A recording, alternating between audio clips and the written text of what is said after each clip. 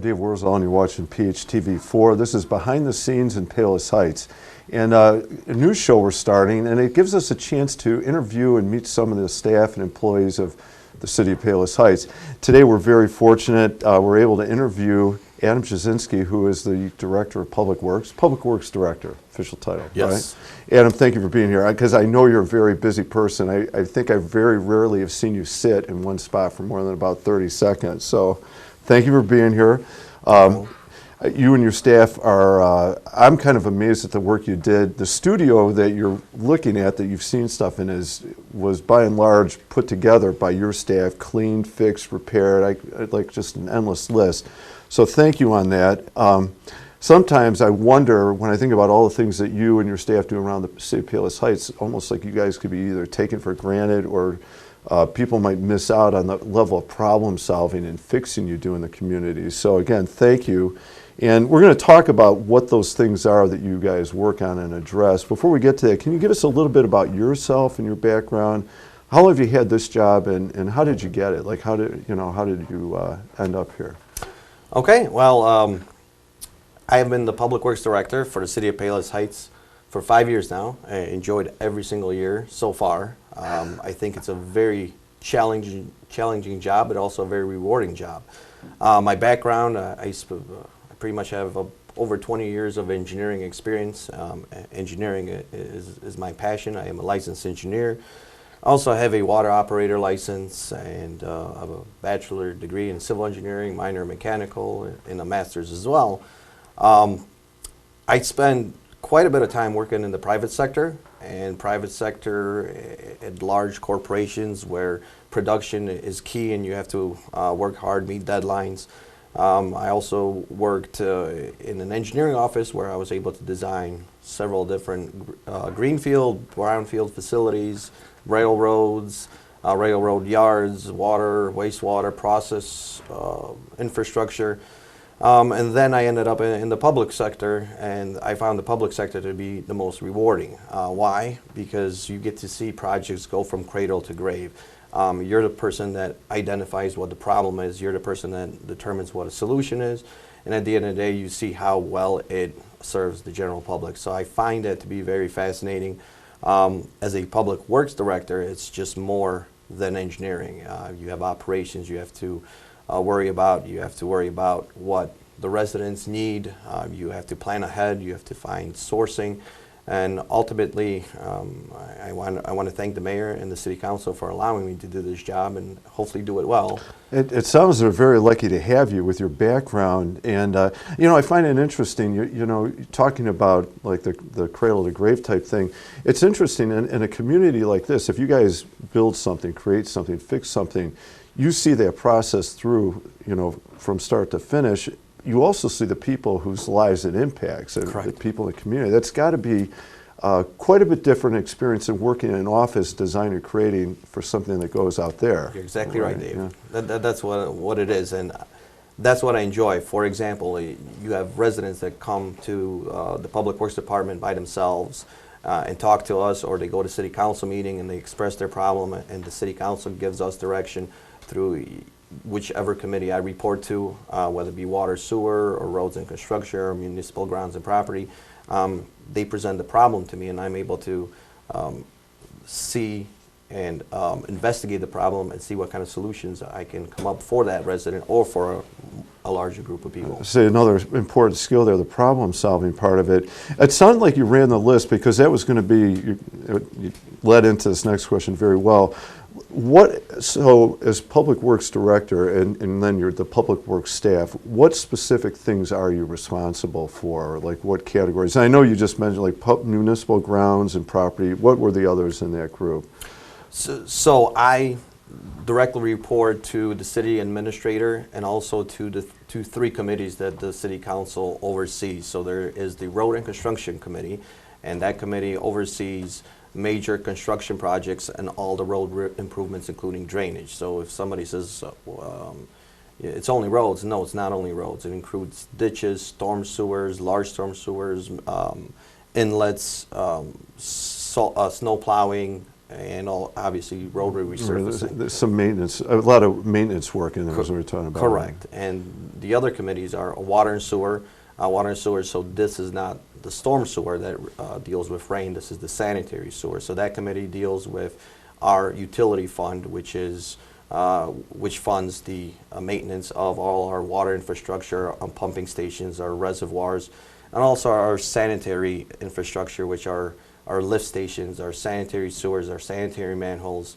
So as soon as you turn on the faucet to the time where you flush the toilet, everything before and after is what we deal with, right? And we have municipal grounds and properties. So this is all the city-owned facilities. So all buildings, all Parks. infrastructure, parks, the actual physical maintenance of parks fall under our umbrella. Bike paths, sidewalks, and so on. Goes under municipal grounds and properties, along with the favorite service that we provide, which is the chipper service for the residents. So the truck going around this morning, actually. And I also know vehicle maintenance, which I don't know if people are aware, that falls under your department too? And Motor you guys, vehicle maintenance? You have a wide variety of vehicles. A vehicle is not just like a car. It's way more than that, right? Yeah, so we have two very, very talented mechanics, to the point that I try to persuade both of them to start a YouTube channel to help others understand what they do, and also maybe teach them how to repair certain items or aspects on their vehicles. But you're right, we maintain the police fleet, we maintain the buildings and grounds fleet, we maintain all the heavy equipment for water and sewers. There's some big trucks involved in this, I've seen, and not just trucks, I mean, other like tractor type truck, right? Correct. Wagons, even Lake Catherine wagons, our crew maintains it. Our crew are the ones that build the hay wagons that Lake Catherine conduct the tours in. So if you see those in the parade or you go on a festivity in Lake Catherine, our guys did those. So we maintain quite a bit of no, that's equipment incredible. here in the city. That is, I mean, when you think about that list of things that you and your staff work on, it really is extraordinary. So how about let's bring it down to, let's do the micro experience. A typical day for you, right? And I'm serious when I feel like when I've seen Adam, you're like, and I've gone to your office and maybe I'll bump into Katie and like, well, where is he? Well, he's got a meeting here, and then he's talking to so-and-so here, and then he has to check this. I'm like, this guy doesn't sit still long, even though I know you've got a desk in there. What does a typical day look like for you? Dave, there is no typical day for me. I'm being honest. I wish when you prepare these questions for me to take a look at before, and I'm thinking, like, how does my typical day look like? There isn't a single typical day. I can tell you that my day starts off the same, but after that, it takes all different directions. So my day doesn't really end at 3 or 4 or 5. Typically, we still get phone calls and resident concerns or issues or problems even late into the night. Right.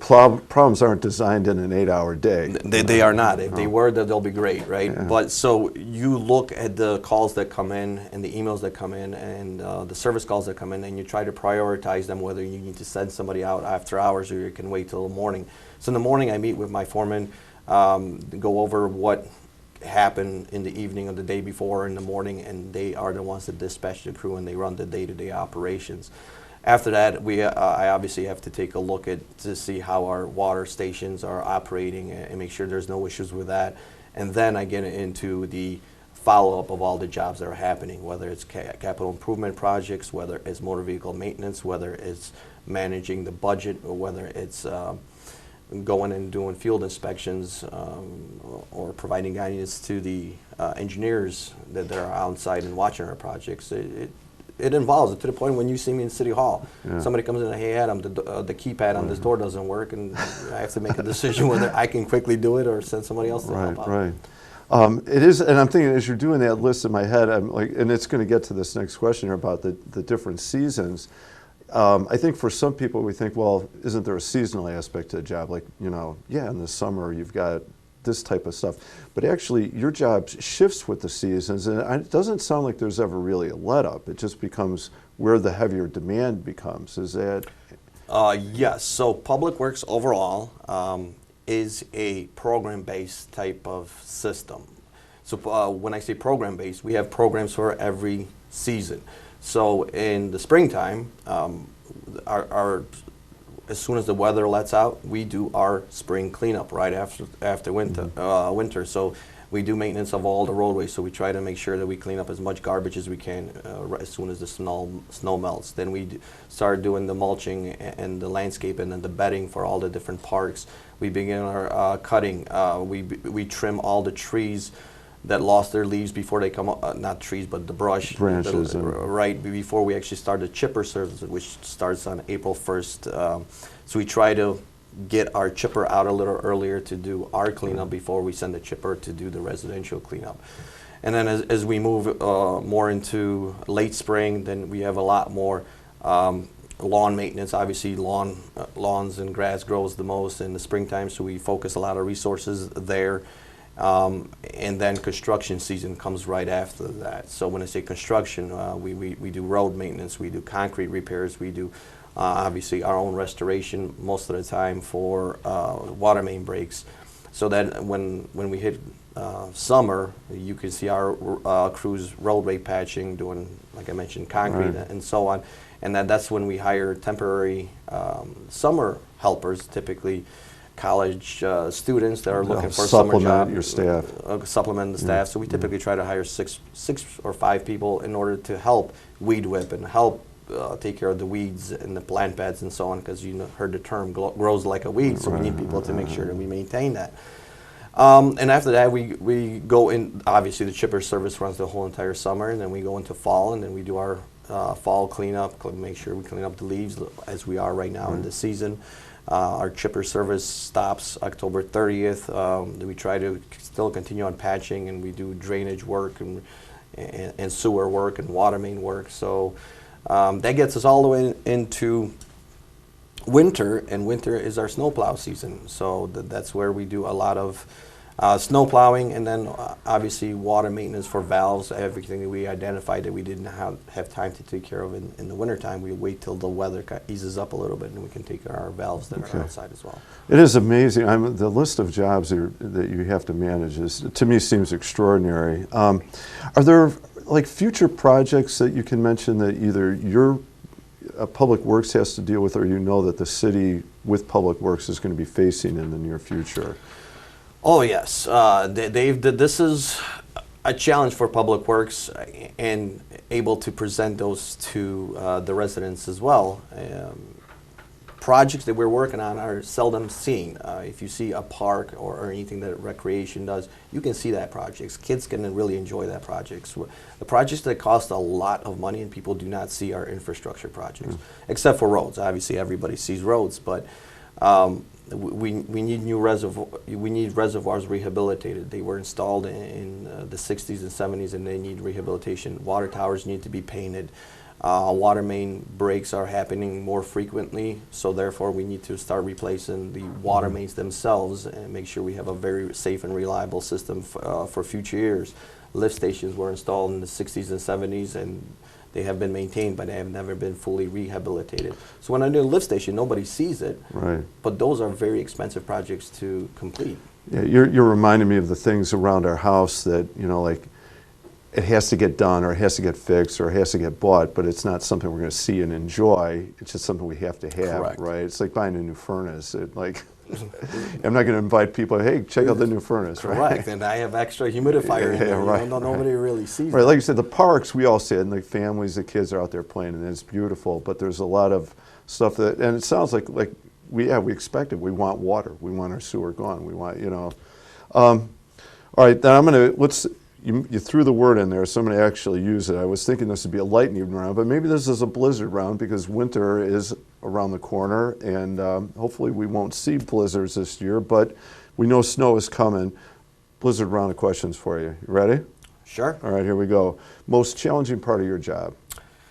Drainage. Drainage. Drainage, believe it or not, that is the most challenging part. Most people say snow removal, and so on, right? Snow varies, and the amount of snow varies throughout the season. But I have to tell you, the drainage is by far the most challenging part. Nobody wants to see puddles in their backyard. Nobody wants to see puddles in the front yard.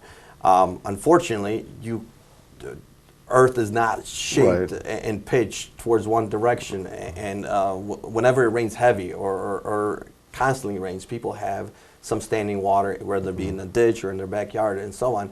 And there's no right solution for everybody. Every solution is different. So in order to come up with a solution for any resident, it takes time, and it also takes a lot of resources in order to come up with I a think solution. careful analysis, because whatever the fix is, you don't want it to generate another problem either, right? Yeah. Correct.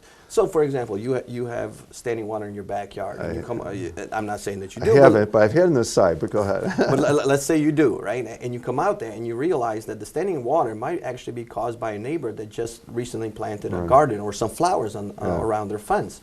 It's a nice thing for them to do and garden, and gives them a great hobby, and it looks nice on their yard. But as soon as you raise that plant bed by about 2 inches, that potentially will cause 2 inches of standing water in your backyard. Yeah. But a person doesn't know that. They open their window after, or not open their window, walk outside and see 2 inches of standing water, and they call up the Public Works Department saying there's something wrong with the drainage. And like and it takes time to investigate and make sure that I educate residents that even though this seems so innocent, be careful about putting your shed back here, or raised planter bed, or even storing patio landscape bricks because you had too many. And it can potentially cause a blockage for someone else. I mean, that's interesting. And I've heard some of that before too, where something that, a construction project a mile away, a huge development, can impact miles away. Right. Thing. Next question for you. How about what's the most interesting challenge or most interesting thing that you or your staff has had to fix or address? We fixed many things, but if you're looking for an interesting or a unique thing, yes, unique out there. If you have a little bit of time, I'll tell you, and it won't take too long. I'll tell you a story about standing water on 131st Street. Sorry, 135th Street, right by Ridgeland Avenue. So 135th goes all the way down, pretty much from Southwest Highway, and it keeps going east. A couple strip malls and a gas station over there. Correct. So it goes between a forest preserve. So it's outside our city limits, but there's an area there that tends to have standing water. And obviously it's not part of my jurisdiction, not part of the city's jurisdiction. However, the city council receives quite a bit of complaints. Hey, I can't get to my house because there's standing water. And some residents believe that it is part of the city. So I've been tasked to see if I can find what the solution is. So looking at contour maps, looking at different aerials, and taking the time to walk the site, I realized that, hey, there's standing water here, but it's not draining the way it is. And then looking a little closer into what's happening, I realized it's beavers. Beavers were causing dams in the forest preserve area. Therefore, they build dams, and like I said, it just takes a little bit of blockage, and all of a sudden now you're creating 2 inches of standing water on the street, right? So then they build a dam a little higher, and then you got 2 more inches. Then you have Channel 5 News asking to interview me on why we're not taking care of the standing water issue, and I explained to Channel 5 and also to IDOT that, hey, your problem lies with the beavers. So then IDOT, using our recommendation, went to Springfield, got their licensed pilot to run drone footage to figure out where the dams are, and then we contacted MWRD, who is also a very good partner to the City of Palos Heights, and they were able to use their crews and actually take apart the beaver dams, so we were able to, so we can open up 135th Street again. Wow. That is that's an odyssey there. Right, so if you look for a most interesting or a unique one, then right. I think that. How about this one? Of all the seasons, of the 4, which is the one that you prefer to deal with the most? Fall. Fall. Summer is very busy. Right. Summer is one of those things that you run around and chasing construction projects, making sure your crews are here and doing the work, and making sure that you try to get as much done when the weather is working in your favor. Fall, I enjoy fall because that signals the end of the construction season, or as the mayor would say, the beginning of construction season, because he notices that all projects start in October, right? But it is the end of construction season. That's when things will wind down, and at that point you do fall cleanup and you start getting ready for the holidays. And residents here in the City of Palos Heights really enjoyed the lights, how Harlem is lit up and so on, and we were able to do some additional decorations in Community Park, and just seeing how many people come in and take pictures and truly enjoy that. Right. Another very visible thing Visible that you do. thing. It's Yeah. the one visible thing that we Right. do and we get Right. compliments for, so I enjoy that season. Yeah, I could see where that would be a fun part of it. How about this? And when we were talking before, or early in the interview, you mentioned how much. What's the best part of your job that you like about doing? I thought about that quite a bit. What do I enjoy here in the city of Palos Heights the most? And I have to tell you, it is my staff. It might sound very generic, but my staff is great. From the two foremen that I have, how much I can rely on them, how much they handle without my input. The water operators, the appointments they handle with the city residents, and the compliments I receive, how well they handle the appointments, and they always can find a problem, whether it's a leak in their system or whether it's the city's issue. Or my mechanics that, like I told you, should set up a YouTube video to teach others how to work, and just our young staff and our experienced staff, how well they are able to run our programs, how some of them can decorate the welcome signs or the Christmas decorations, and that's with very little input from me. It's our foreman and it's our guys just knowing what to do, and they handle it very well. Makes my job pleasant, and I don't wake up in the morning and dread going to work. No, I can imagine. I mean, any job, if you get to work with good people who you can, like you said, you can trust to do things and get things done, and they're good at their job, I mean, that's an ideal working condition. All right, Adam, thank you very much for coming in. This has been good. I know I learned a lot. I'm genuinely impressed by what you and your staff do. So on behalf of Channel 4 and Palos Heights, thank you. All right. And thank you for coming in today. I'm Dave Wurzel, and you've been watching PHTV4. This is Behind the Scenes in Palos Heights. We've been talking with Adam Jasinski, the Director of Public Works Director for Palos Heights. Thank you for watching.